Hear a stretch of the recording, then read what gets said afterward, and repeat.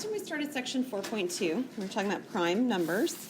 And in particular, we had talked about factorizations. And I showed you some factorizations that are things that looked very much like the beginnings of what we do with factorization, factor trees, and I showed you this other division algorithm. And then we talked about what happens when things are sort of partially factored, because we don't want to counterproductive methods by multiplying them all out. And I showed you what we could do is we could take the individual pieces and factor them. And then we talked about what happens when we have summations involved, and how, again, we can be non-counterproductive by pulling things out and factoring out what they have in common, and then simplifying and cleaning up what remains.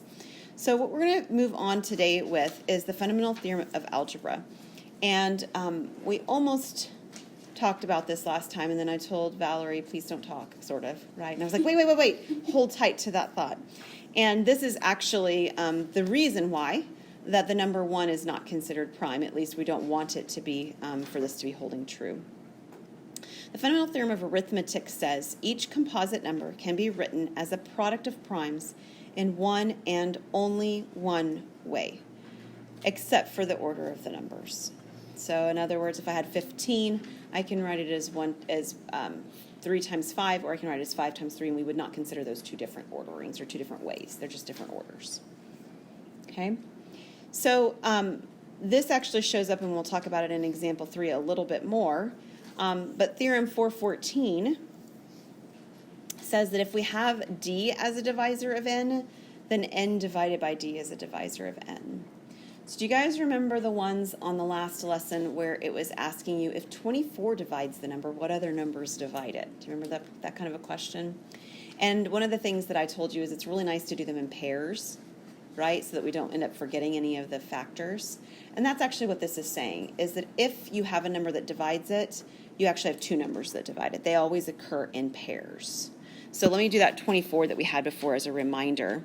So we had 3 divides 24, for example. Then what this is saying is that 24 divided by 3, which of course is 8, is another factor.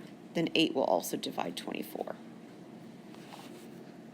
And again, the gist is that these occur in pairs. They're not isolated factors. Now there are cases, right, where the factor repeats itself. For example, if 4 divides 16, then 16 divided by 4 is 4, and 4 divides 16. It's just a double factor.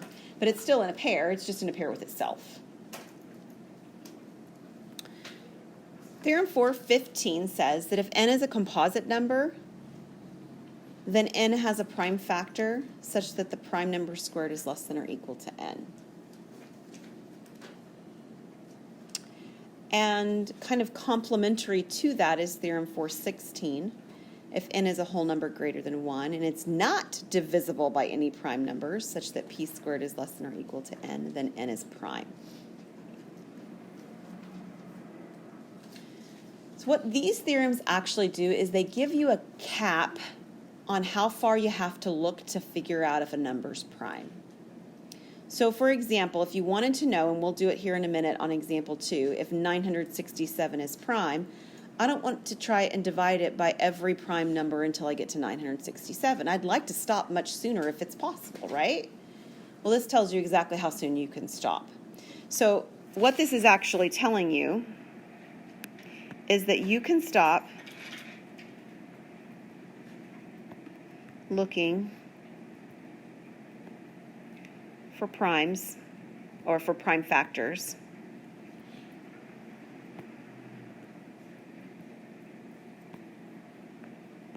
after you've tested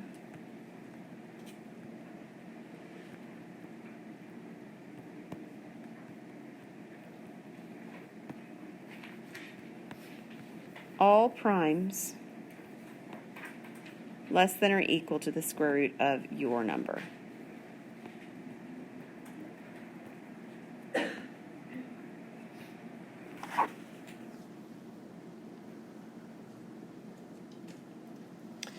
And where that's coming from is basically taking this inequality up here and taking a square root. So n is your number. You're testing all the primes until you get to the square root, whatever the whole number is that's less than the square root, or the prime number that's less than the square root of what we were looking for. And that's really good, because that takes your numbers and cuts way down on how far you have to test the numbers. So for example, let's just take the number 100. We know it's composite. I get that. But what's the square root of 100? 10. So what that's saying is that you only need to test the numbers between 1 and 10 to determine if 100 is prime. That's nowhere near the number 100, right? So this is really a really good result. Saves us a lot of time. So for example, if we're trying to do the number 967, the first thing that we should do is we should take the square root of 967 and approximately what do we get? And really what I need is I need a whole number. The whole number that's just slightly smaller than what I get. This is not exactly a square root value. What'd you get? 31. So this is 31 and some change. So if it's going to divide by something that's prime, it's going to divide by something smaller than 31. And if it doesn't, then I don't have to keep looking. And that's really good. So the last thing that we'd have to test is 31. And if it doesn't work by, then it's never going to work. Okay? So we test 31, and once we're there, we're done. And again, we don't have to test every number, just the prime numbers. So I don't have to test 24. 24 is even. There's no reason I would ever test 24. But I definitely would test 23 if I got that far, because 23 is prime. Does that make sense? Okay. This is the example that I was alluding to a moment ago. It says that if we considered 1 as a prime number, we're going to show that every number would have more than one prime factorization. Okay, so pretend for a moment that the number 1 is prime. And we're actually going to use the example that I gave before about the number 15. I told you before that 15, of course, is 3 times 5, which you knew. And that is the only prime factorization, because 1's not really a prime. The problem is that if 1 were a prime, then I'd have 3 times 5 as a factorization, but I'd also have 3 times 5 times 1. And now I'd have 2 prime factorizations for the same number. But it's actually much worse than that. Not only would I have 3 times 5 times 1, I'd have 3 times 5 times 1 squared. And 3 times 5 times 1 cubed. And 3 times 5 times 1 to the 4th. I'd have infinitely many factorizations that would all be considered prime if we simply called the number 1 prime. And that's really why we don't want the number 1 to be prime, is because I don't have that uniqueness of prime factorization if I consider it that way. Does that make sense? All right. Let's take a look at Mr. Arbor's situation. By the way, the test I gave just had Mr. McDonald in it. And he had a farm, even, in my example. Isn't that fantastic? Yeah. I almost gave extra credit. I almost thought I could give extra credit if somebody knows what the next part of the question actually is alluding to, but I didn't know if people would. We'll talk about it later. If Mr. Arbor wants to plant apple trees in a rectangular array, he has 36 saplings. Find all the possible numbers of rows if each row is to have the same number of trees. So we've talked about arrays, right? Back when we talked in section 3.3 about, or maybe 3.4 about the methods for multiplication. Do y'all remember that? And arrays showed up in there. So what could I have? Well, let me give you the first example, because it seems sort of trivial, but it actually works, is that I could have one row with 36 trees. And that would be a rectangular array. It'd be a really silly one, right? 36 trees in one row, or one tree in 36 rows, right? So there's 2 possible answers there.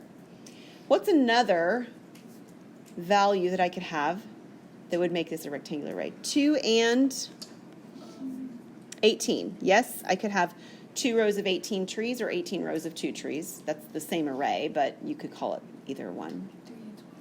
3 and 12. 3 rows or 12 rows. Somebody else give me a different one. Valerie's giving me a couple now. 4 and 9. And it's very nice if I actually continue in this pattern, how we're going 1, 2, 3, 4. And do you notice on the left-hand side that the numbers are decreasing? I'm sorry, on the right-hand side the numbers are decreasing, while on the left-hand side the numbers are increasing. And they're getting closer together, right? So I'm sort of eliminating all the other possibilities that I don't have to check because of the way that we're doing it. Anything else? Yeah, there's one more. I could do 6 rows of 6 trees. So all of these are actually all row numbers, or numbers of rows. Let me say it that way. All numbers of rows that we could get. And that's all of them. There aren't any others. Because I've done it systematically, right? The only number I skipped was 5, but 5 doesn't divide 36, and that's why. So we had to skip it.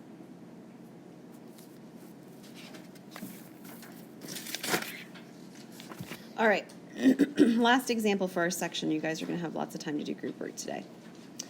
Bob says that to check whether a number is prime, he just uses the divisibility rules he knows for 2, 3, 4, 5, 6, 8, 10. He says if the number is not divisible by these numbers, then it's prime. How do you respond? Okay, so Annika says you never tested 7, right? So can you give me an example of a number that would include a factor of 7 that would fail if he just checked these? 77 will do it. 77 is not divisible by any of these numbers.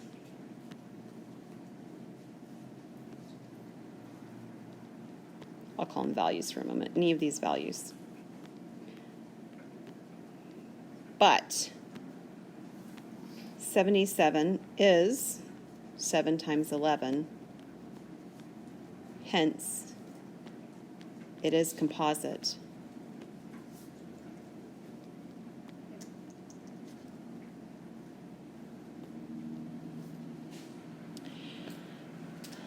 And basically, we could come up with a lot of examples like this that would work, right? We simply have to use a prime number that he didn't test. And what's more is that he's also testing some things that he doesn't really need to test, right?